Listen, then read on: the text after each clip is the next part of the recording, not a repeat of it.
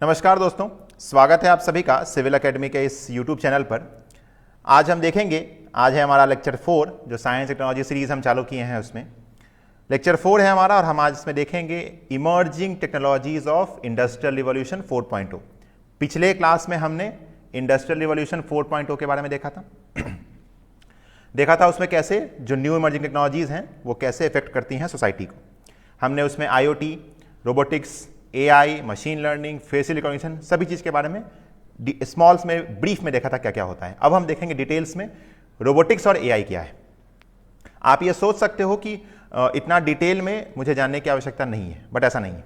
आप क्योंकि अभी से आज से 5 साल पहले 6 साल पहले तक जिन्होंने भी एग्जाम्स क्रैक कर लिए उन्हें इसकी आवश्यकता नहीं रही होगी, बट आप अब जिस सिनारियो में जा रहे हो, जो चेंजेस हो रहे हैं डे टू डे लाइफ में, एज एन एडमिनिस्ट्रेटर आपको इन सभी चीज़ों का एक बेसिक आइडिया होना चाहिए। अगर आप साइंस बैकग्राउंड के नहीं भी हो तब भी, जो साइंस बैकग्राउंड के हैं उनको तो आना ही चाहिए, जो साइंस बैकग्राउंड के नहीं हैं, जो इंजीनियरिंग बैकग्राउंड के नहीं हैं, टेक्निकल बैकग्राउंड के नहीं हैं, उनको भी एक बेसिक आइडिया होना चाहिए। अगर हो सकता है जितना मैं बताऊं उसका 60% भी आपको समझ में आ जाए, 70% भी समझ में आ जाए तो बहुत है। क्योंकि आपको एक यूपीएससी में आपको ये नहीं देखेगा कि आप इलेक्ट्रॉनिक कंपोनेंट को जोड़ सकते हो कि नहीं, सीधी सी बात है, वो उसका कंसर्न ही नहीं है। उसके लिए इलेक्ट्रॉनिक्स इंजीनियर्स हैं, इलेक्ट्रिकल इंजीनियर्स हैं और भी इंजीनियर्स हैं। आपको बस एक ओवरऑल हर डोमेन का थोड़ा थोड़ा स्पेसिफिक नॉलेज होना चाहिए, ताकि जब आप एडमिनिस्ट्रेटर बनो तो आप उन सभी इंफॉर्मेशन का यूज करके पब्लिक पॉलिसी मेकिंग में हेल्प कर सको। ठीक है। और क्योंकि आने वाला जनरेशन, आने वाला जो सिनारियो है वो पूरी इसी टेक्नोलॉजीज पर बेस्ड है, तो इसलिए इसका इंफॉर्मेशन होना आपके लिए काफी इंपॉर्टेंट है। ठीक है, चलिए तो हम आगे बढ़ते हैं। जो पहला हमारा टॉपिक है हम देखेंगे इसमें, वो है रोबोटिक्स एंड AI, जिसमें हम पहले AI को देखेंगे फिर हम रोबोटिक्स वाले पार्ट पर आएंगे। AI यानी आर्टिफिशियल इंटेलिजेंस। क्या समझ में आ रहा है आपको आर्टिफिशियल इंटेलिजेंस से? इंटेलिजेंस जो कि आर्टिफिशियल है, आपके अंदर जो आपका इंटेलिजेंस है वो बचपन से चीजों को देखते देखते समझते समझते आ रहा है। जब आप छोटे थे तो जो डिसीजन आप लिया करते थे, क्या वही डिसीजन आप अभी लोगे? नहीं लोगे। बचपन में आपके सामने मैं कुछ वैल्यूएबल आइटम रखूं और कुछ खाने का आइटम रख दूंगा तो आप सबसे पहले, बच्चे क्या होते हैं, खाने के आइटम को पकड़ते हैं। बट क्या सेम चीज अभी आपके साथ होगा तो आप क्या करोगे? आप जाहिर सी बात है उस वैल्यूएबल आइटम को चुनोगे। तो इंटेलिजेंस आपका धीरे धीरे बढ़ना चालू हुआ। जो आप कहते हो कि लोग वाइज होते जाते हैं उम्र के साथ, ठीक है, समझदार होते जाते हैं। तो कैसे होते हैं? एक लार्ज नंबर ऑफ इंसिडेंट्स आपके अंदर डाले गए हैं। आपने यहां पर देखा कुछ ऐसा हुआ जो आपको सही नहीं लगा, आपके साथ बहुत सारे इंसिडेंट घटते गए। उन सभी इंसिडेंट से सीख कर आप एक इंटेलिजेंट पर्सन बने हो, वाइज पर्सन बने हो। तो जो केसेस आपके लिए लागू होते हैं वही केसेस सिस्टम के लिए भी लागू होते हैं, कंप्यूटर्स के लिए भी लागू होते हैं, रोबोट्स के लिए भी लागू होते हैं। आपको जैसे डिफरेंट इंसिडेंट्स से ट्रेनिंग ले लेकर आपने अपना इंटेलिजेंस बढ़ाया है, जो कि आप क्योंकि गॉड मेड है तो आप नेचुरल हुए, बट आपके द्वारा जो सिस्टम बनाया गया हो उसमें जब इंटेलिजेंस डाला जाएगा तो वो होगा आपका आर्टिफिशियल इंटेलिजेंस। ठीक है, ये एक लेमैन टर्म्स में जो आपको मैं समझा सकता था ऐसा ही डेफिनेशन होगा। अब हम आते हैं एक्चुअल डेफिनेशन क्या है। Artificial intelligence is the branch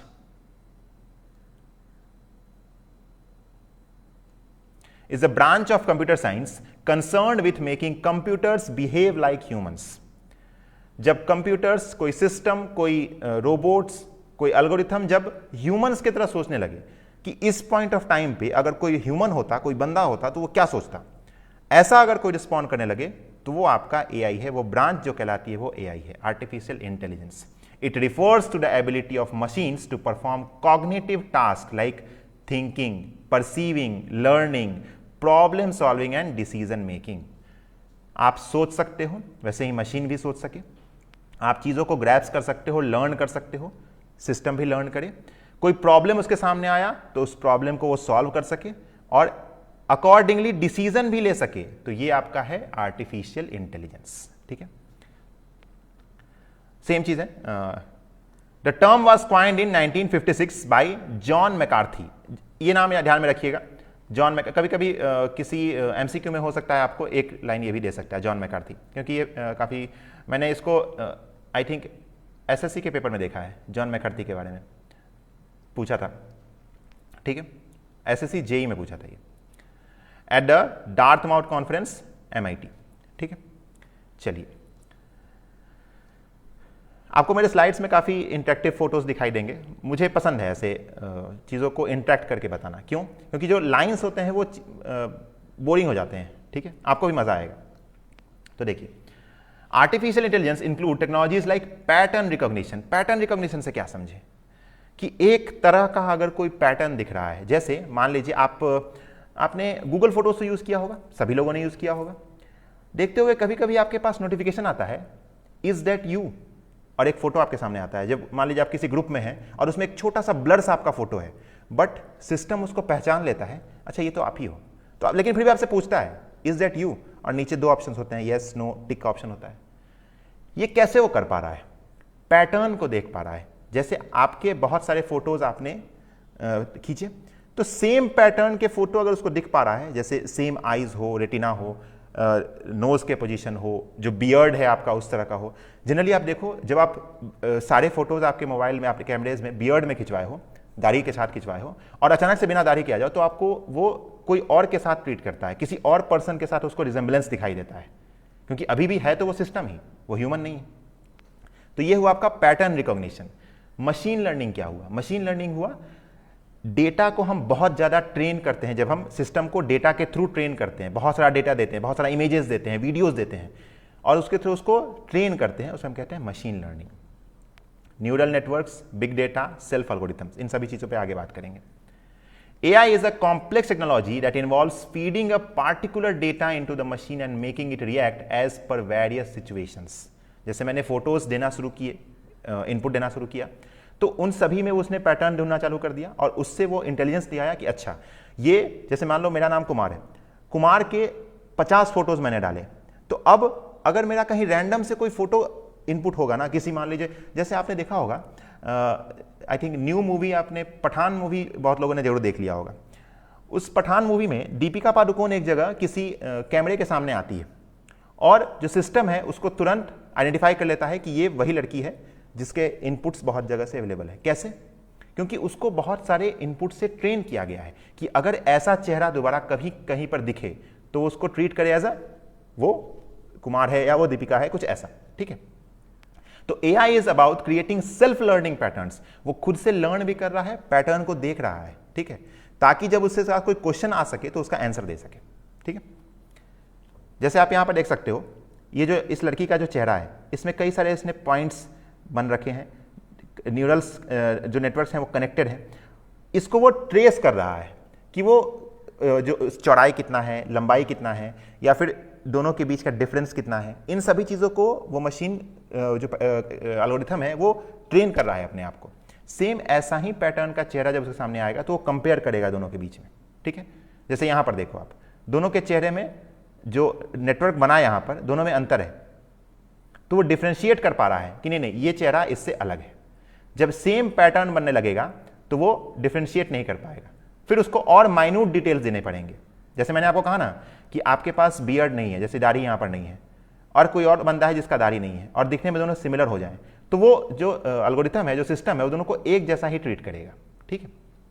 चलिए, जैसे आप कभी कभी धोखा खा जाते हो, कोई एक तरह के दिखने वाले लोग आपको एक जैसे दिखने लगते हैं, तो वैसे ही मशीन है, वो भी धोखा खा जा रहा है, क्योंकि उसको जैसा आपने उसको ट्रेन किया है वैसा ही आप आदमी कोई और उससे दिख रहा है, बट एक्चुअल में तो हो नहीं, ठीक। चलिए, अब AI का एप्लीकेशन क्या क्या हो सकता है? तो आपका सेल्फ ड्राइविंग कार्स है, ठीक है, वो लर्न करे धीरे धीरे सेंसर्स के थ्रू। जब जैसे मान लो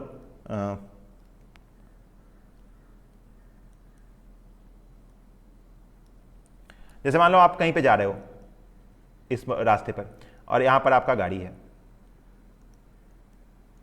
ठीक है, गाड़ी कुछ ऐसा मान लो,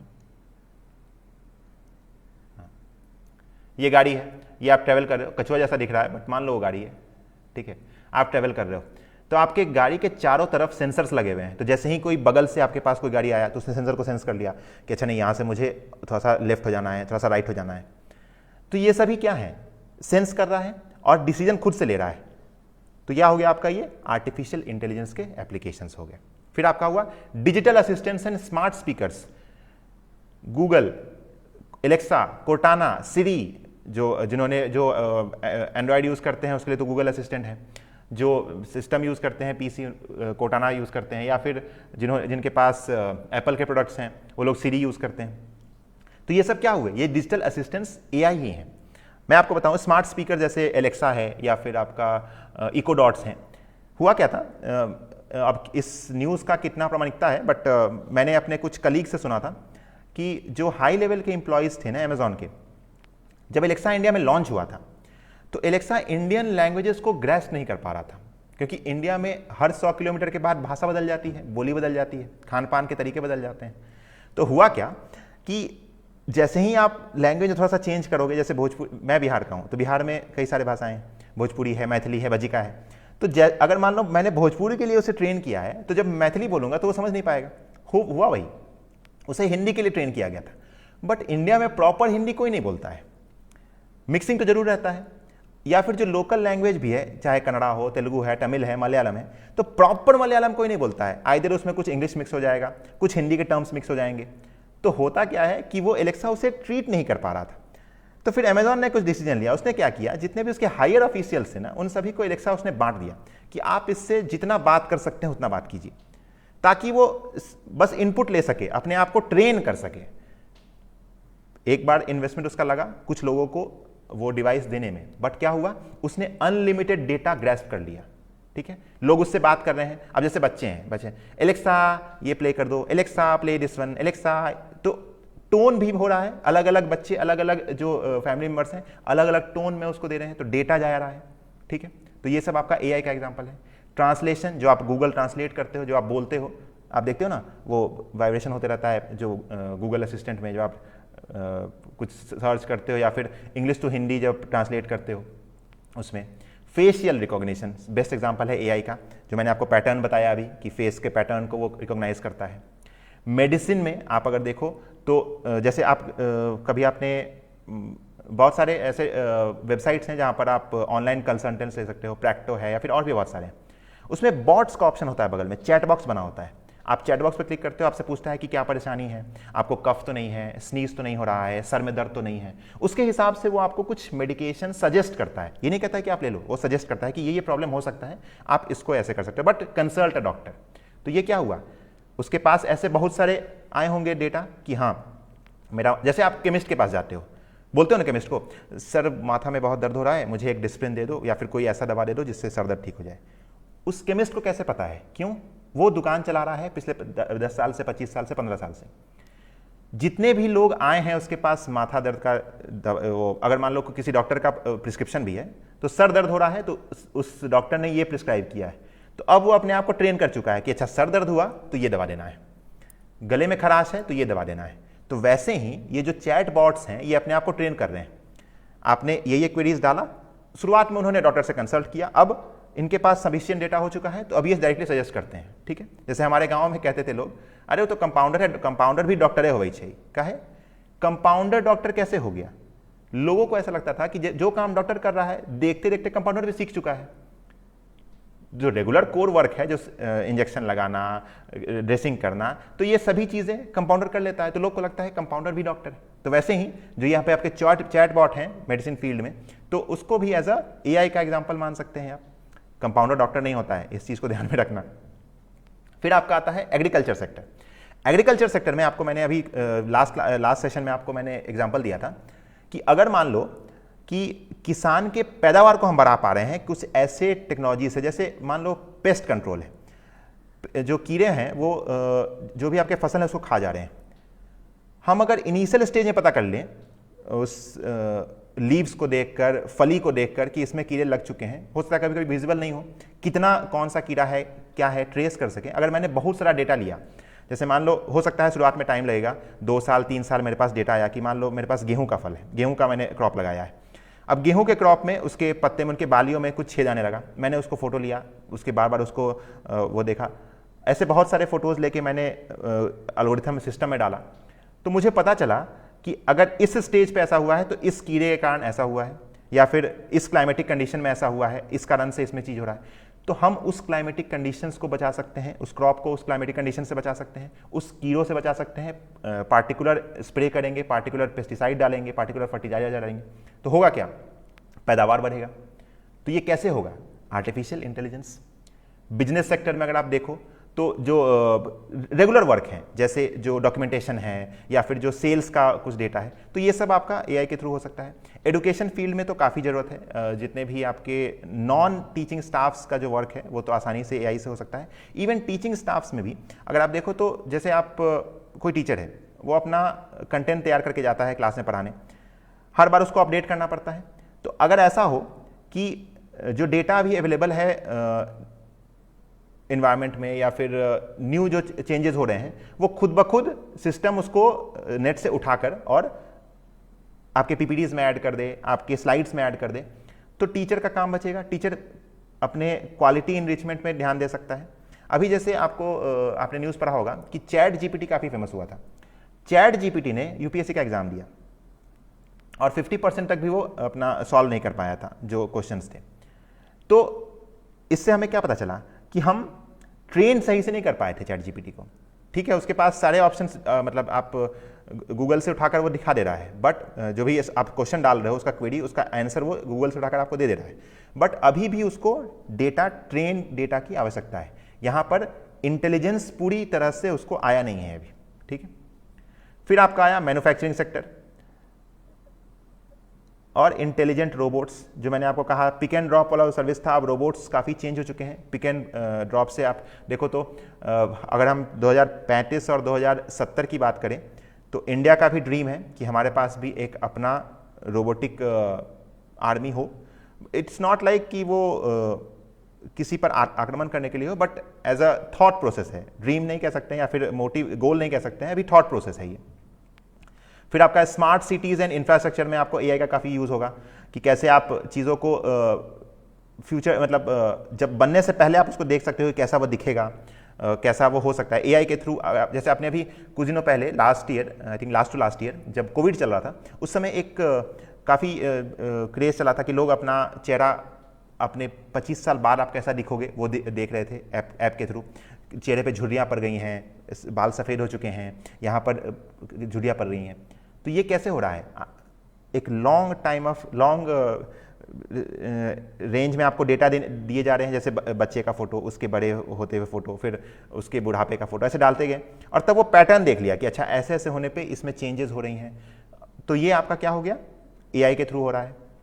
स्पेस सेक्टर में हम देख सकते हैं कि जो लॉन्चिंग है या फिर जो प्रिपरेशन है, जो हम सैटेलाइट्स को लॉन्च करने से पहले कुछ चीज़ों का मैन्युफैक्चरिंग करते हैं, उसके लिए हम लोग यूज़ कर सकते हैं। और डिफेंस सेक्टर तो वन ऑफ द बेस्ट, जब अगर एआई की बात करें, किसी नई टेक्नोलॉजी की बात करें, वहाँ पे डिफेंस का बात ना करें तो ये तो बेमानी होगा। डिफेंस सेक्टर सबसे ज़्यादा प्रोन होता है ऐसे टेक्नोलॉजीज़ के लिए, और सबसे ज़्यादा हेल्प कहीं पे मिलता है तो वो डिफेंस में मिलता है इन चीज़ों को। चलिए अब हम देखते हैं कंसर्न क्या है एआई से। मैंने आपको बताया था इंडस्ट्रियल रिवॉल्यूशन के जो कंसर्न होंगे, कॉमन कंसर्न होंगे इन सारे टेक्नोलॉजीज़ में। पहला तो जॉब लॉस। मैंने आपको बताया था इंडस्ट्रियल रिवॉल्यूशन में हुआ क्या, रोबोट्स आए, पिक एंड ड्रॉप एग्जांपल ले रहा हूँ, बहुत सारे इसमें तो ऐसे तो बहुत सारे एग्जांपल हो सकते हैं, मैं बस एक एग्जांपल दे रहा हूँ। पिक एंड ड्रॉप, एक चीज़ को, सामान को यहाँ से उठाया, यहाँ पर रखा, जो यहाँ से मेहनत इस लेबर का था वो नौकरी चला गया उसका, तो लार्ज स्केल अनएम्प्लॉयमेंट हुआ, जॉब का लॉसेज हुआ। अब अभी भी आप अगर देखो जितने भी आईटी एम्प्लॉयज़ हैं वो अपने बॉस से काफ़ी अनसेटिस्फाइड रहते हैं, हमेशा मतलब कोसते रहते हैं कि सुनते नहीं हैं हमारे, ये नहीं करते हैं। बट खुशी मनाओ कि अभी वो ह्यूमन है, ताकि कभी अगर आपका अप्रेजल आया या फिर आपके पास आपको प्रमोट करने का कुछ ऑप्शन आए तो आपके केवल जो आपका वर्क है केवल उसको ना ध्यान में रख के एज अ पर्सन आप कैसे हो, कंपनी को आप कितना इनपुट दे सकते हो, उन सभी चीज़ों को मद्देनजर रखते हुए आपके अप्रेजल पर अपना रिकमेंडेशन देगा।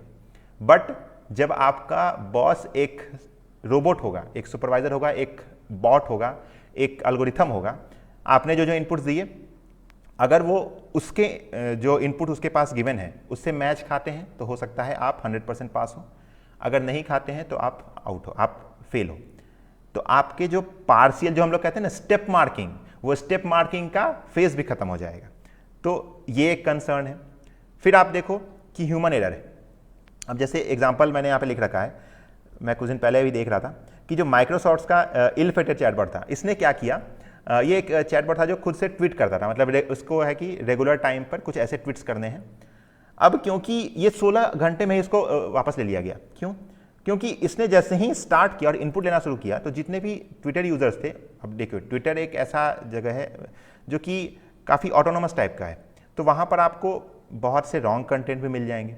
तो उन सभी चीज़ों से मतलब इन्फ्लुएंस होके उसने काफ़ी सारे इन्फ्लेमेटरी और रेसिस्ट ट्वीट करना चालू कर दिया, जो कि रंग भेद को काफ़ी बढ़ावा दे रहे थे। तो ये तो काफ़ी मतलब इशू हो जाएगा कि अगर मान लीजिए कहीं पर पीसफुल लाइफ चल रहा है और वहाँ पर अचानक से कुछ ऐसे ट्वीट आने लगे तो सोशल मतलब जो प्रॉस्पेरिटी है वो खत्म हो जाएगी। तो ये एक एरर है। दूसरा कि जब आप इतना सारा इनपुट दे रहे हैं डेटा का, तो आपका प्राइवेसी तो गया ही, साथ ही साथ सिक्योरिटी कंसर्न्स हैं। अगर मान लीजिए डिफेंस सेक्टर में आप एआई का यूज़ कर रहे हो या फिर कुछ ऐसे स्ट्रेटेजिक पार्ट पे एआई का यूज़ कर रहे हो, तो वहाँ पर जो हैकर्स हैं वो उसको आसानी से यूज़ कर सकते हैं, क्योंकि एल्गोरिथम को तो डेटा चाहिए, वो डेटा का भूखा है।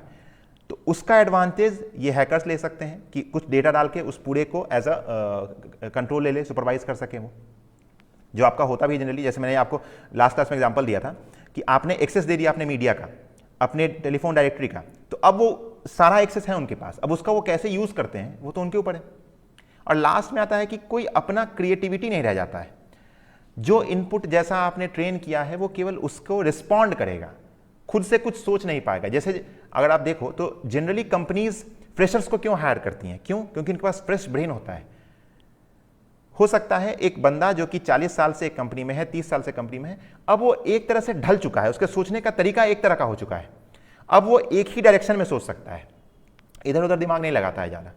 बट जो फ्रेशर है ना, उसके पास खुराफाती आइडिया आते रहता है, इधर उधर का सारा आइडिया आते रहता है। हो सकता है मैक्सिमम आइडिया खराब ही हो, बट अगर 10 बंदे हैं उसमें से किसी एक के पास तो एक अच्छा आइडिया आएगा। तो इसलिए कंपनीज फ्रेशर को हायर करती है एज कंपेयर टू जो 1-2 साल एक्सपीरियंस भी हैं। और एक और बात है, फ्रेशर्स कम सैलरी में काम कर देते हैं, जो एक्सपीरियंस है उनको सैलरी भी ज़्यादा चाहिए होता है। तो क्रिएटिविटी नहीं रह जाता है एआई में। हो सकता है भविष्य में जब और इसमें एडवांसमेंट हो तो वो भी आ जाए, बट फिलहाल तो नहीं है। अब देखिए, क्योंकि एआई फ्यूचर है तो इंडियन गवर्नमेंट ने भी इसमें कई सारे इनिशिएटिव्स ले रखे हैं नेशनल ग्रोथ के लिए। सबसे पहले आपका है अप्लाइड एआई रिसर्च सेंटर इन तेलंगाना। देखिए, तेलंगाना आपका सबसे यंगेस्ट स्टेट्स है इंडिया में, सबसे लास्ट में उसी का फॉर्मेशन हुआ है। तो इसीलिए स्टेट गवर्नमेंट के साथ मिलके जो सेंट्रल गवर्नमेंट है उसने वहाँ पर एक IIIT हैदराबाद और उसके साथ एक public health foundation of India है वहाँ पे सेटअप किया था, ताकि जो health care and smart mobility challenges हैं उसका एक सेंटर बन सके, उसका हब बन सके, जो कि इन सभी हेल्थ केयर वाले जो प्रॉब्लम्स हैं उसको मिटिगेट कर सके, मैनेज कर सके। ठीक है, इंटेल एआई के साथ इसका कोलैबोरेशन है। अब देखिए, दूसरा है आपका यूएस इंडिया एआई इनिशिएटिव। इसी साल 18 मार्च को हमारा जो ये US India artificial intelligence was launch by IUSSTF to build a strong platform for promoting of growth of AI through idea exchange, R&D opportunity. Main क्या है ये? Research and development. ठीक है, किस फील्ड्स में? एनर्जी, हेल्थ और agriculture. Mainly ये field है, फील्ड तो बहुत सारे हैं बट मेनली ये फील्ड है, एनर्जी, हेल्थ और एग्रीकल्चर। फिर है आपका MCA 3.0 पोर्टल। MCA क्या है? Ministry of corporate affairs. ठीक है, जैसे मैंने आपको कहा बिजनेस फील्ड में, जो भी मैंने एप्लीकेशन बता रहे थे एआई के, बिजनेस फील्ड में, बिजनेस फील्ड में क्या हो सकता है कि जो आपका रेगुलर वर्क है उसको आप कैसे आसानी से AI/ML के थ्रू कर सकते हो। तो जैसे एडवांस डेटा है, capability of automating and streamlining the processes, जितने भी प्रोसेस इंडस्ट्री हैं वहां पर आपका एआई का यूज हो सकता है। तो जो आपका मिनिस्ट्री ऑफ कॉर्पोरेट अफेयर्स है उसमें क्या होता है, कोई कंपनी आता है, अपने आप को रजिस्टर करता है, फिर उसके लिए कुछ टोकन जनरेट होते हैं, तो ये सभी चीजों का हम लोग यूज ऑटोमेट कर सकते हैं उसको with the help of AI. फिर है आपका रिस्पॉन्सिबल एआई फॉर यूथ। ये आपका एक ट्रेनिंग प्रोग्राम है, national level skill development programme है, जो कि स्किल गैप्स को करता है स्कूल गोइंग स्टूडेंट्स के लिए, गवर्नमेंट स्कूल गोइंग स्टूडेंट्स के लिए। ठीक है, जिसमें आपको अप्रोप्रिएट एजुकेशन प्रोवाइड किया जाएगा, स्किल्स दिया जाएगा आर्टिफिशियल इंटेलिजेंस से रिलेटेड। और लास्ट और है आपका एआई पोर्टल, जो आपका मिनिस्ट्री ऑफ जो आपका इलेक्ट्रॉनिक्स और टेलीकम्युनिकेशन है उसके साथ मिलकर है ये, जो कि एक प्रॉपर पोर्टल है जिसमें आपको सेंट्रल इकोसिस्टम के बारे में सारा इन्फॉर्मेशन है, लेटेस्ट अपडेट्स है, इंडिया के क्या इनिशिएटिव्स हैं, उन सभी, ये सभी मैंने नीति आयोग और इसी के पोर्टल से उठाया है। ठीक है, आपको नीति आयोग पे ही मिल जाएगा, नीति आयोग का जो वेबसाइट है उस पर भी आपको मिल जाएगा। जनरली इस टाइप के अगर कोई इनिशिएटिव्स है ना, तो आप वो ऑफिशियल वेबसाइट से ही देखा कीजिए, क्योंकि वो लोग हमेशा अपडेट करते रहते हैं। होता क्या है, ये कभी कभी कुछ, जैसे आपने डायरेक्टली नेट पे सर्च किया कि इनिशिएटिव्स बाय इंडियन गवर्नमेंट, तो हो सकता है कुछ इनिशिएटिव्स पहले आए होंगे, वो अब डिसकंटिन्यू कर दिए गए होंगे, बट जो नीति आयोग का वेबसाइट है उस पर तो आपको सभी कुछ मिलेगा, जो प्रेजेंट होगा वही मिलेगा, ठीक है।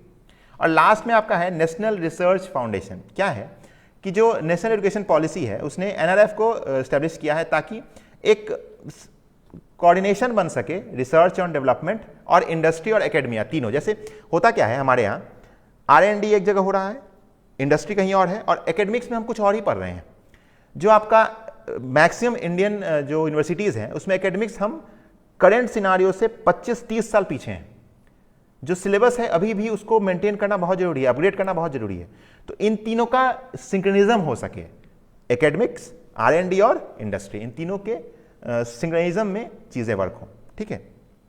चलिए, अब यहां पर आता है 3 टाइप्स ऑफ आर्टिफिशियल इंटेलिजेंस। पहला है आपका आर्टिफिशियल नैरो इंटेलिजेंस, ANI। क्या है ये? तो देखिए, इसमें क्या होता है कि जैसे हम किसी एक पार्टिकुलर एरिया में फोकस करते हैं, जैसे मान लीजिए मुझे फेशियल रिकॉग्निशन करना है, तो ये एक प्रॉपर एरिया है, हम केवल फेस को रिकॉग्नाइज कर सकते हैं कि क्या दो व्यक्ति का फेस एक जैसा है या नहीं, फेस को ट्रेस कर सकते हैं, उसके पैटर्न को देख सकते हैं। तो क्या हुआ, हम केवल फेस पे फोकस कर रहे हैं, किसी एक एप्लीकेशन को बेस बनाकर फोकस कर रहे हैं। तो ये हुआ आपका आर्टिफिशियल नैरो इंटेलिजेंस। अभी हम लोग इसी स्टेज पर हैं। नेक्स्ट स्टेज है आपका आर्टिफिशियल जनरल इंटेलिजेंस, जिसमें हम केवल एक फील्ड में फोकस न रह जाएं, हम एक जगह बैठकर ही एक ही एल्गोरिथम के साथ अनेक फील्ड को हम मतलब वो कंट्रोल कर सकते हैं। जैसे अभी देखिए, आर्टिफिशियल नैरो इंटेलिजेंस में क्या है, हम अगर मान लो मुझे फेशियल रिकॉग्निशन करना है तो मैं कोई एक एल्गोरिथम बनाऊंगा, लेकिन वही चीज स्पीच रिकॉग्निशन के लिए काम नहीं आएगा।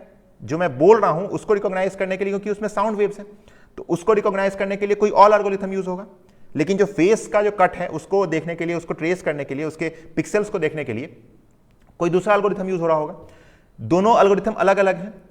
आर्टिफिशियल जनरल इंटेलिजेंस क्या है कि जब मैं एक ही एल्गोरिथम से सारे डोमेन्स को टच कर सकूं, ठीक है। और लास्ट है आपका आर्टिफिशियल सुपर इंटेलिजेंस, जिसमें आप मशीन केवल इंटेलिजेंस नहीं है, मशीन कंसेंस भी है, वो आपके ऊपर रोल भी कर सकता है। जैसे आपने रोबोट 2.0 मूवी देखा होगा, रोबोट 2.0 नहीं, रोबोट ही फर्स्ट वन, जो जिसमें रजनीकांत एज अ चिटी रोबोट जो था, वो क्या करता है, एक अपना फौज तैयार करता है और वो ह्यूमंस को कंट्रोल करना चाहता है। ये है आपका third stage, artificial super intelligence. Maximum लोगों ने आपने यहां पर ये फोटो देख के यहां फोटो क्यों लगाया है मैंने, आपने अवतार मूवी देखा होगा, अवतार 3D, वो रामकिशन अवतार वाला नहीं, जिसमें जो उस बहुत पहले अभी आया था, अभी नहीं, आई थिंक 2000 से पहले ही आया था वो अवतार किशन जो था, वो नहीं। मैं इस अवतार की बात कर रहा हूं जिसमें नावीज लोग थे, जो कि किसी जो पेंडोरा ग्रह था उस पर जाके ये लोग रह रहे थे, मतलब ये लोग पहले से वहाँ रह रहे थे, बट ह्यूमंस ने वहाँ पे कुछ फाइंडिंग्स की थी और वहाँ पे जाके उसको तबाह करते हैं। बट अंत में क्या होता है, जो ह्यूमंस हैं उनको कोलोनाइज करके ये लोग वापस भेजते हैं। तो आर्टिफिशियल सुपर इंटेलिजेंस को आप ऐसे ट्रीट कर सकते हो कि रोबोट्स आपको मतलब गाइड कर रहे हो, आपको सुपरवाइज कर रहे हो। वो आपका लास्ट स्टेज होगा आर्टिफिशियल इंटेलिजेंस का, आर्टिफिशियल सुपर इंटेलिजेंस। मैं तो नहीं चाहता हूं कि ऐसा कभी कुछ हो, यहां तक रहे तो ठीक है कि आप कुछ एल्गोरिथम से बाकी सारी चीज़ों को कंट्रोल कर रहे हो, बट इसमें काफ़ी इश्यूज होंगे, ठीक है। चलिए आगे बढ़ते हैं। नेक्स्ट है आपका machine learning. Machine learning actually subset है आपका आर्टिफिशियल इंटेलिजेंस का। इसमें क्या होता है, हम कंप्यूटर्स को मतलब ट्रेन करते हैं, टीच करते हैं कि वो डेटा को किसी तरह इनपुट ले, उसको एनालाइज करे, उसमें पैटर्न खोजे और तब प्रेडिक्ट करे। जैसे वेदर प्रेडिक्शन जो होता है, आप अगर देखो तो ऐसा नहीं है कि कोई एस्ट्रोलॉजर है जो उसको प्रेडिक्ट कर रहा है, वो डेटा के थ्रू ही उसको आप प्रेडिक्ट कर पा रहे हो, ठीक है। जैसे आजकल आप देखोगे कहीं कहीं पे फ्लड, जैसे आपको देखोगे आज ही दिन में मैं 11 बजे बैठा हुआ था तो एक नोटिफिकेशन आया मेरे मोबाइल में कि expect heavy rainfall at 14:00 PM at Katangal, ठीक है, कटंगल जगह का नाम है। तो क्या हुआ, ये उसने प्रेडिक्ट किया कि दिन के 2 बजे हेवी रेनफॉल हो सकता है। 2 बजे नहीं हुआ, 2:30-3 बजे के आसपास रेनफॉल हुआ है और अच्छा खासा रेनफॉल हुआ है। तो उसने, हो सकता है टाइम का उसको कुछ गैप लग गया, लेकिन उसने प्रेडिक्ट कर दिया कि हाँ रेनफॉल होने वाला है। कैसे किया? प्रीवियस डेटा से। जब ह्यूमिडिटी का लेवल बढ़ा, टेम्परेचर का लेवल बढ़ा, और भी फैक्टर्स को उसने कंसिडर किया, डेटा उसके पास आ रहा है प्रतिदिन का।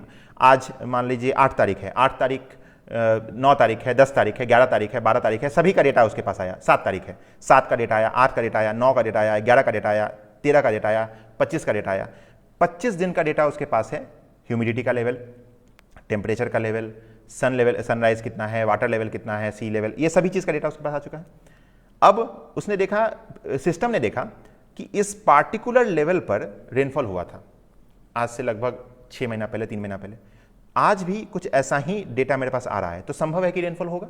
तो उसने एक्सपेक्टेशन दिखा दिया कि हाँ एक्सपेक्ट रेनफॉल एट 14 PM। ये भी बता दिया कि क्योंकि देखो 2 o'clock पे ह्यूमिडिटी ज़्यादा, मतलब सबसे ज़्यादा टेम्परेचर होता है, तो हो सकता है उसने एज्यूम किया होगा प्रीवियस वैल्यूज से कि इस पॉइंट ऑफ टाइम पे 2 o'clock पे सबसे ज़्यादा टेम्परेचर होगा, और वो टेम्परेचर मैच खा रहा होगा उस प्रीवियस डेटा से जिस दिन बारिश हुई थी। तो उससे आप ये प्रेडिक्ट कर सकते हो। तो मशीन लर्निंग यही है। मैंने यहाँ पे इन्फोग्राफिक पिक्चर के साथ दिखाया। देखिए यहाँ पे डेटा को इनपुट लिया, उसको एनालाइज किया, फिर उसमें कुछ पैटर्न देखा उसने कि क्या पैटर्न हो सकता है, और फिर प्रेडिक्ट किया, और उस प्रेडिक्शन को उसने स्टोर कर दिया फ्यूचर यूज के लिए। जैसे आज बारिश हुई, उसने प्रेडिक्ट किया, 2 बजे उसने प्रेडिक्ट किया था, बारिश हुई 3:30 बजे। अब 2 बजे का भी डेटा उसके पास है, क्योंकि रियल टाइम डेटा हम लोग देख रहे हैं, और 3:30 बजे का भी डेटा है। अब नेक्स्ट टाइम कभी जब ऐसा ही कुछ संजोग बनेगा, तब वो देखेगा कि अच्छा 2 बजे नहीं 3:30 बजे हुआ था। तो अब वो धीरे धीरे अप्रोक्सीमेशन की ओर जाएगा। आज उसने 2 बजे कहा था, बारिश हुई 3:30 बजे। कुछ दिन बाद होगा कि वो 2:30 बजे बोलेगा और बारिश होगी 3 बजे। डिफरेंस घटते जाएगा। यही होता है फीडबैक मैकेनिज्म। मतलब उसने अपने आप को बार बार वो लर्न करते जा रहा है कि अच्छा नहीं, इतना टाइम हो सकता है, कुछ और टाइम लगेगा, हो सकता है कुछ और टाइम लगेगा। कभी ना कभी ऐसा जरूर होगा अगले 1 महीने में, 2 महीने में, 1 साल में, 1.5 साल में, कि वो एग्जैक्ट टाइम बताएगा और एग्जैक्ट टाइम पे बारिश होगी। यही है आपका machine learning, proper machine learning. ठीक है, चलिए, जैसे मैंने आपको बताया कि ऑर्डिनरी सिस्टम है, उसको अगर हम एआई के साथ जोड़ देते हैं तो वो आपका मशीन लर्निंग हो जाता है। क्या क्या हुआ? सबसे पहले आपका लर्न किया, लर्न, फिर उसके बाद लर्न करके प्रेडिक्ट किया, और जो वैल्यू है उसको स्टोर करते गया, और फिर वो इंप्रूव करते चला गया। सबसे पहले उसने क्या किया था? 2 बजे का टाइम दिया था, बारिश हुई 3:30 पे। प्रैक्टिकल एग्जांपल आपको इसलिए बता रहा हूं कि हो सकता है आप कंसेप्ट भूल जाएंगे, चीजें भूल जाएंगे, लेकिन एग्जांपल्स आपको याद रह जाएगा। उस एग्जांपल से आप कंसेप्ट पर कैसे जा सकते हो, आसानी से आप याद रख सकते हो। ठीक है, प्रेडिक्ट किया था उसने 2 बजे, बारिश हुई 3 बजे, डिफरेंस हुआ 1.5 आवर का। अब वो फिर अपने आप को इंप्रूव करेगा कि नहीं नहीं बहुत ज़्यादा डिफरेंस है, 1.5 आवर काफ़ी बड़ा है। अब वो प्रॉपर्ली फिर से देखेगा कि पॉइंट में मैंने कुछ छोड़ दिया था क्या, टेम्परेचर का वैल्यू कुछ ऐसा था, तो उस चीज़ों को एनालाइज करेगा, फिर वो देखेगा। अगले बार वो मान लो बोला 2 बजे बारिश होगी और बारिश हुआ 3 बजे, तो अब क्या बचा? 1.5 आवर लगा, तो क्या हुआ? डिफरेंस, सॉरी, अब तो 1 ही आवर लगा ना, गैप 1 आवर का हुआ। तो डिफरेंस देख पा रहे हो आप, डिफरेंस घटते जा रहा है, इंप्रूव हो रहा है वो चीज। ठीक है, मशीन इंप्रूव होते जा रहा है, एल्गोरिथम इंप्रूव कर रहा है। अब देखिए, मशीन लर्निंग भी 3 प्रकार के होते हैं। पहला आपका सुपरवाइज लर्निंग, अनसुपरवाइज लर्निंग और रीइंफोर्समेंट लर्निंग। बहुत डिटेल में जानने की आपको आवश्यकता नहीं है, इसके लिए प्रॉपर टीम है जो इस पर काम करते हैं। बट आपको मैं बस ओवरव्यू दे रहा हूं कि होता क्या है। नाम से काफी क्लियर आपको जो हो चुका होगा। पहला है सुपरवाइज, मतलब किसी के सुपरविजन में हो रहा है। जैसे आप कभी क्लास में बैठते हो तो टीचर आपको कुछ सिखाता है, बताता है कि हाँ ऐसे करोगे तो इसका आउटपुट ये होगा। तो जब आपको पहले से आउटपुट पता है और तब फिर आप कर, जैसे असाइनमेंट आपको मिलता है, क्वेश्चन पता है और आंसर पता है, आप लिखे जा रहे हो। ठीक है, ये क्या हुआ? Supervise learning. आपको कोई बंदा है जो आपको बैठ के सिखा रहा है।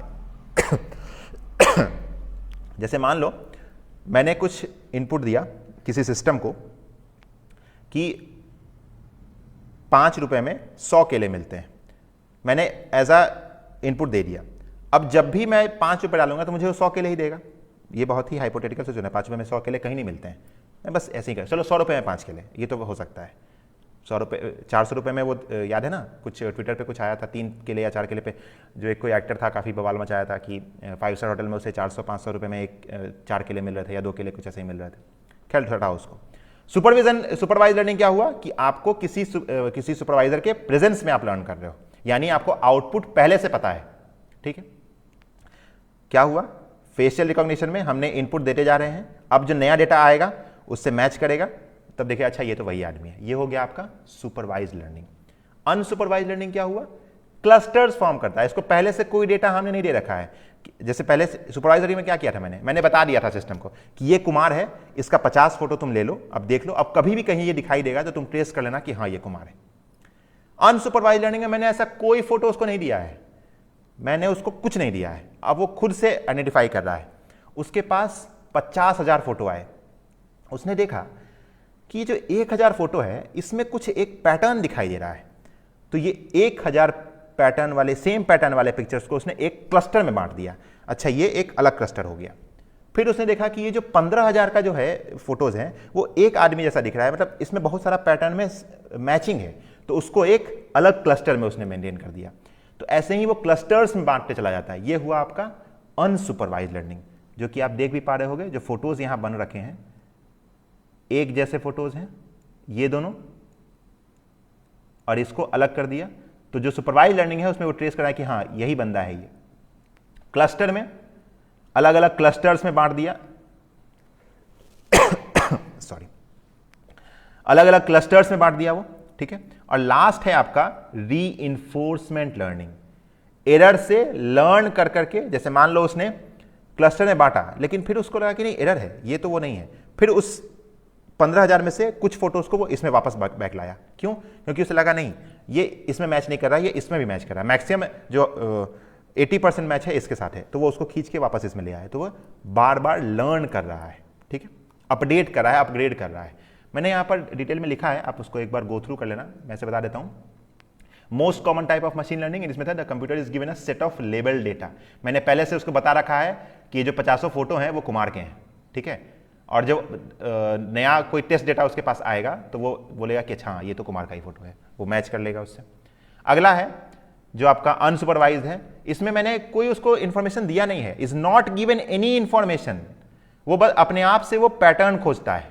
ठीक है, जैसे मान लो मैंने तुम्हें एक टीचर का फोटो दे दिया, ठीक है, कि ये टीचर, उनके 10-12 फोटो मैंने दे दिए, तो अब तुम उनका चेहरा आपके दिमाग में बैठ चुका है। अब कहीं भी उस फैकल्टी को तुम देखोगे तो तुम बोलोगे अच्छा हाँ ये तो वो सर है।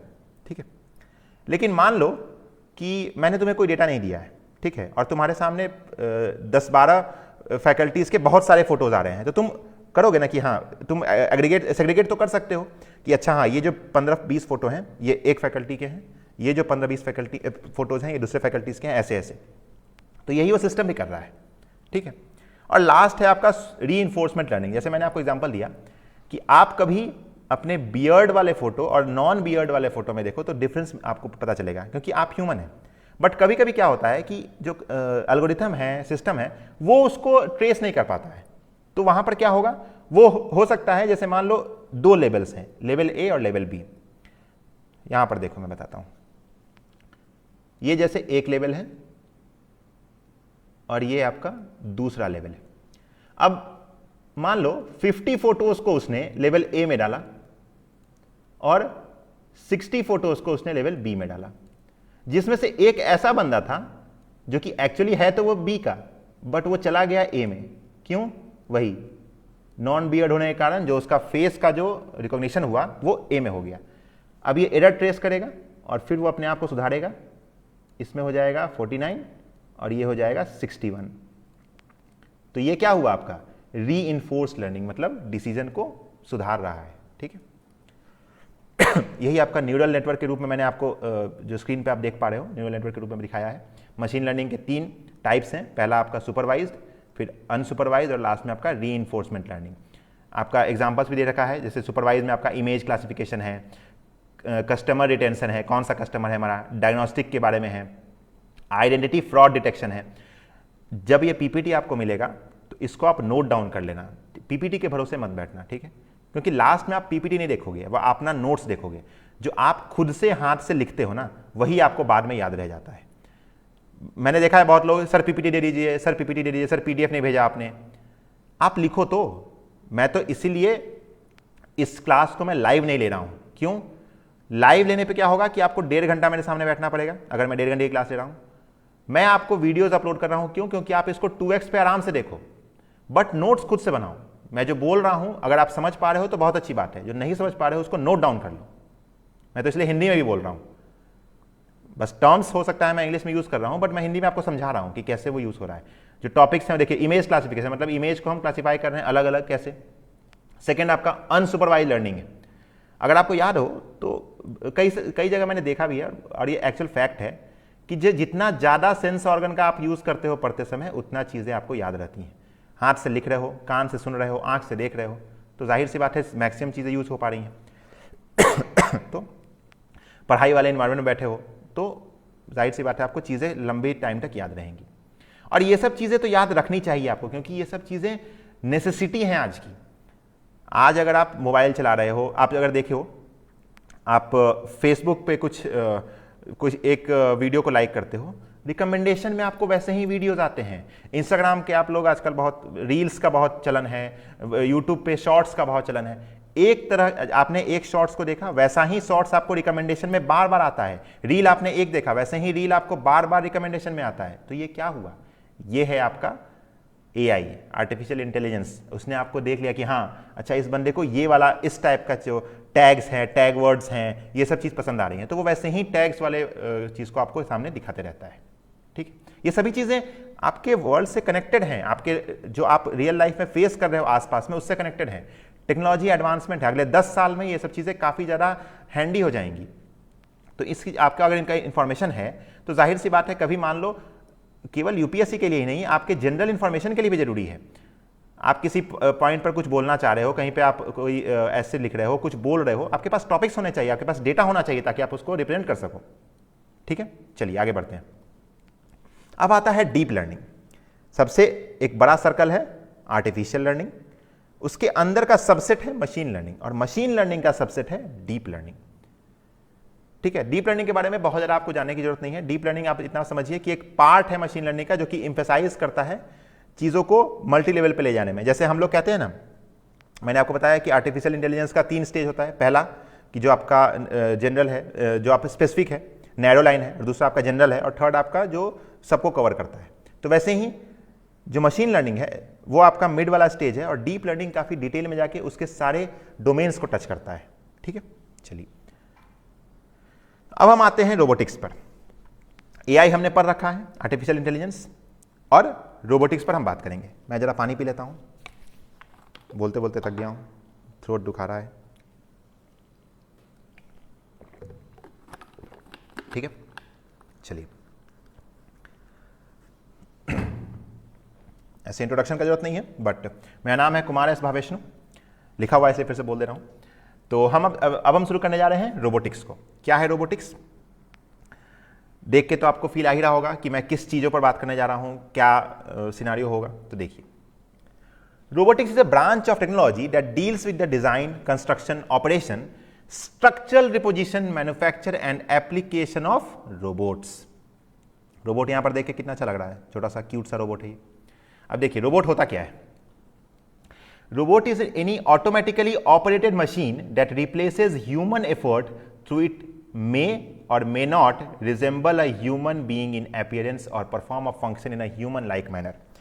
रोबोट का नाम सुनते ही हमारे दिमाग में क्या आता है? कुछ ऐसा स्ट्रक्चर, है ना। हम रोबोट का नाम सुनते ही देखते हैं चींटी जैसा कुछ दिखता होगा, क्योंकि हम फील करते हैं वैसा ही, बट एक्चुअल में नहीं है। रोबोट ह्यूमन जैसा दिख सकता है, नहीं दिख सकता है, बहुत सारे हैं उसमें। ह्यूमनॉइड रोबोट हैं, जो आपका इवन आपने देखा होगा जो लियोपार्ड की तरह चलता है, वो रोबोट है। बहुत सारे रोबोट हैं। तो रोबोट एग्जैक्ट रिजेम्बलेंस हो ह्यूमन से जरूरी नहीं है।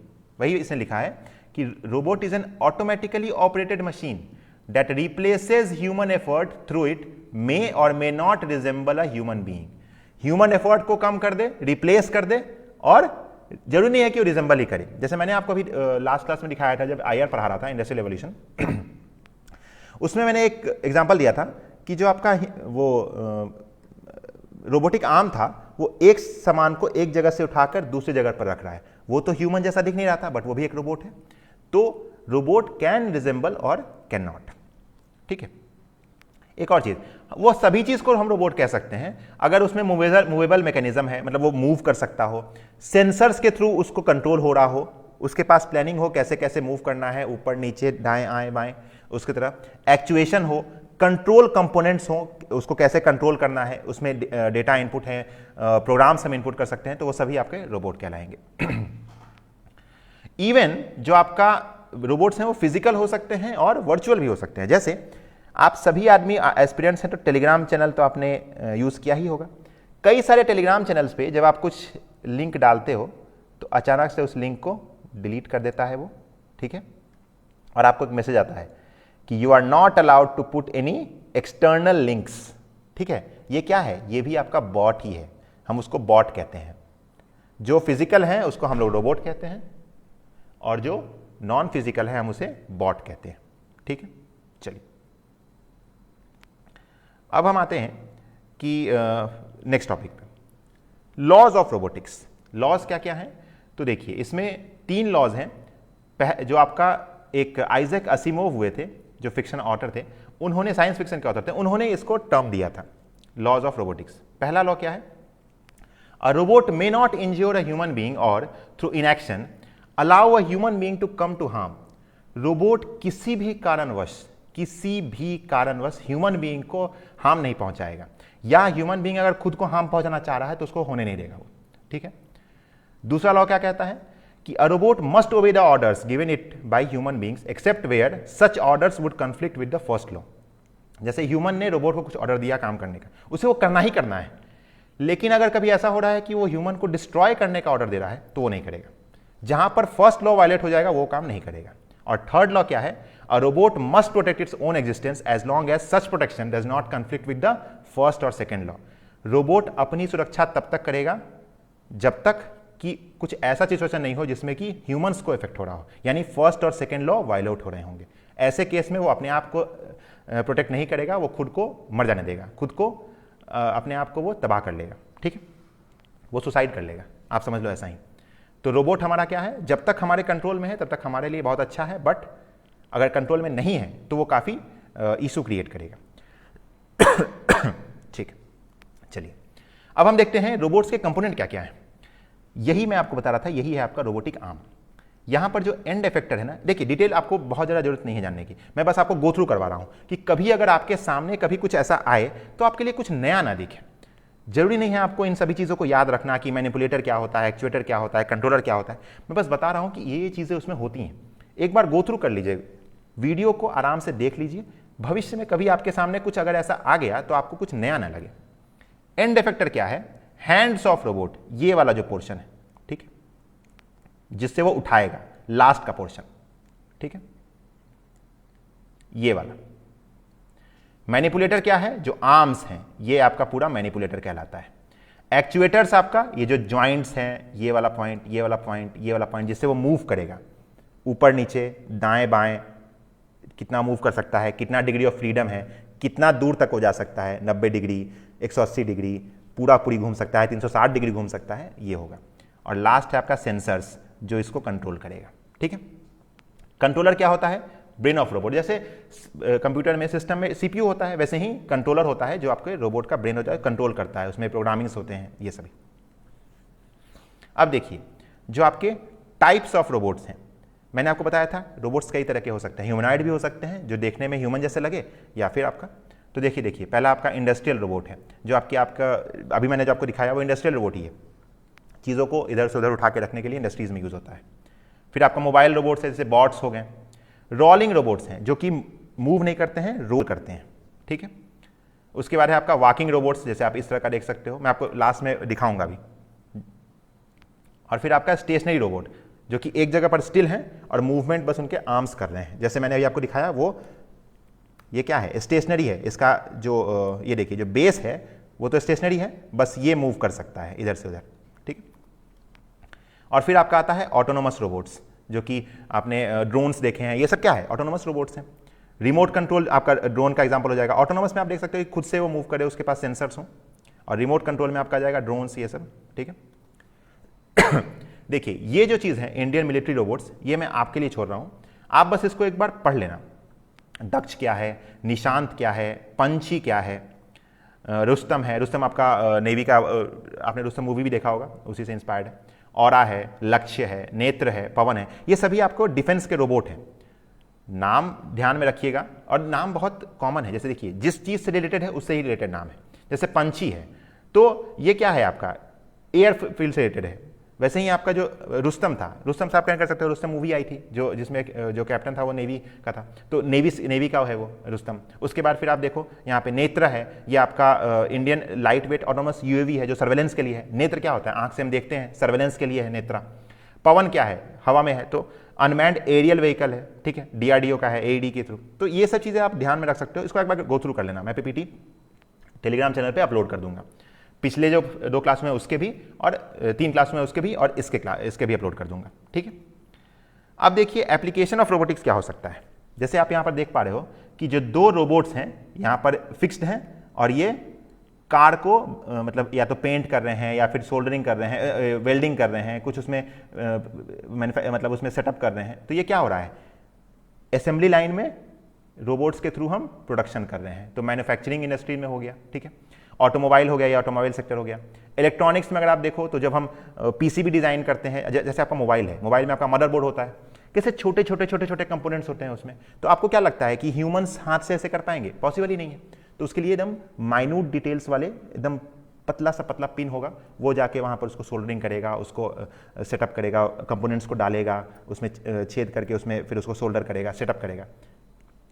उसके बाद फिर पैकेजिंग इंडस्ट्री में, अब क्योंकि आप आजकल देख पा रहे होगे जो अमेजॉन है, ये सब है, कितने सारे उसमें हम लोग कार्टून्स यूज़ कर रहे हैं। धीरे धीरे आपके ऑर्डर्स बढ़ते जाते हैं, आप हर दिन कुछ ना कुछ ऑर्डर करते हो, तो इतना पैकेजिंग मटेरियल कहाँ से आएगा? तो उसके प्रोडक्शन में, उसके पैकेजिंग में। जैसे आप देखो पहले ज़माने में पन्नी का पैकेजिंग कैसे होता था, लोग क्या करते थे, मोमबत्ती रखते थे, और जैसे मोमबत्ती ऐसे रखा है उसके ऊपर पन्नी को ऐसे लाके और हाथ से ऐसे सेकते थे ताकि वो पैक हो जाए, ताकि उसमें कुछ हवा नहीं, एयर टाइट हो जाए।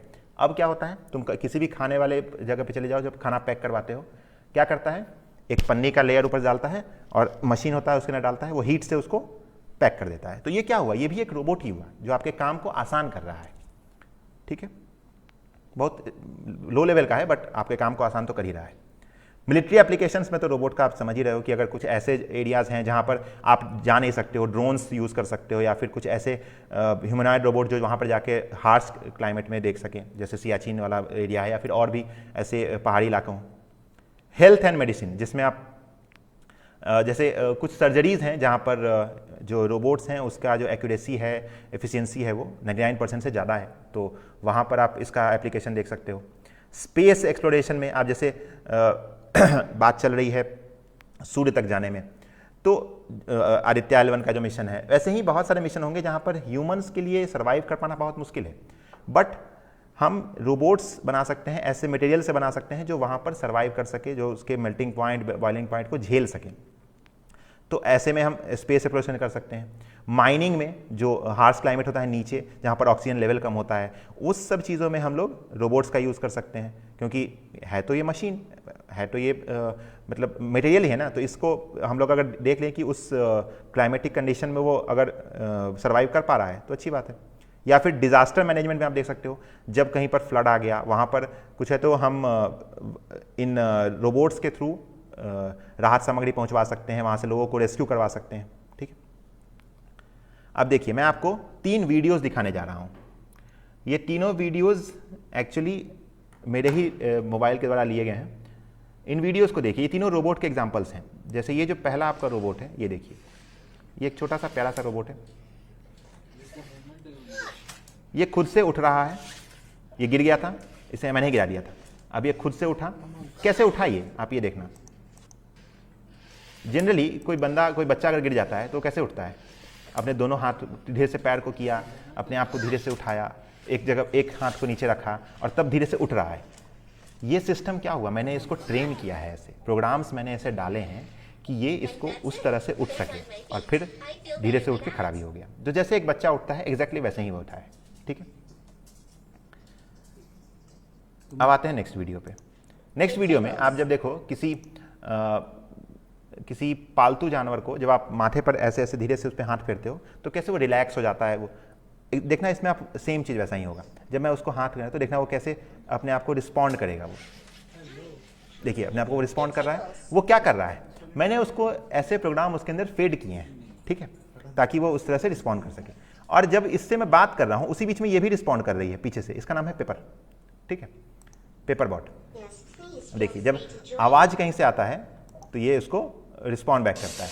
अब जैसे ये है, इसमें आप मे भी आपको आवाज़ सुनाई दे रहा होगा, तो इसमें क्या है, वो डांस कर रही है। कैसे, मैंने प्रोग्राम दिया, मैंने प्रोग्राम रन करवाया उसमें कि ये जब डांस हो तो ऐसे ऐसे मूवमेंट उसका हाथ का हो, उस तरफ देखे, घूमे।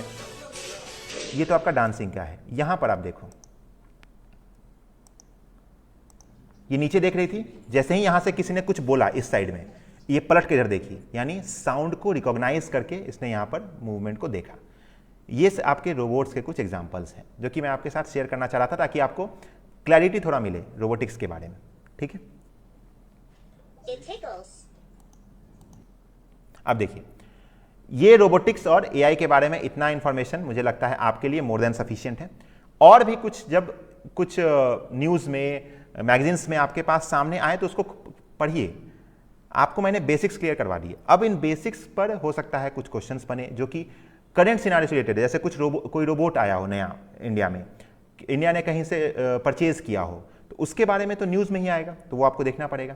मैं भी आपको बताऊंगा, जैसे मुझे कुछ न्यूज़ पता जाए तो अंतिम में एज अ जिस्ट मैं आपको जरूर दूंगा। लेकिन आपकी भी जिम्मेदारी है कि आप भी एक बार न्यूज़ को देखें। जो आपका मंथली आता है या फिर ईयरली बेसिस पर आता है मार्केट में, उसको भी आप एक बार रेफर कर सकते हैं। बट डेली न्यूज़ देखना जरूरी है, न्यूज़पेपर एक्चुअली। तो आप जिन्होंने अभी तक चैनल को सब्सक्राइब नहीं किया है, चैनल को सब्सक्राइब करेंगे, वीडियो को लाइक करेंगे, और टेलीग्राम चैनल को आप यहाँ से ज्वाइन कर सकते हो, सिविल एकेडमी आईएएस। इवन इस क्यूआर कोड को आप स्कैन करके आप ज्वाइन कर सकते हो, ठीक है। डायरेक्टली आप टेलीग्राम में सर्च भी करोगे सिविल एकेडमी आईएएस तो आपको मिल जाएगा।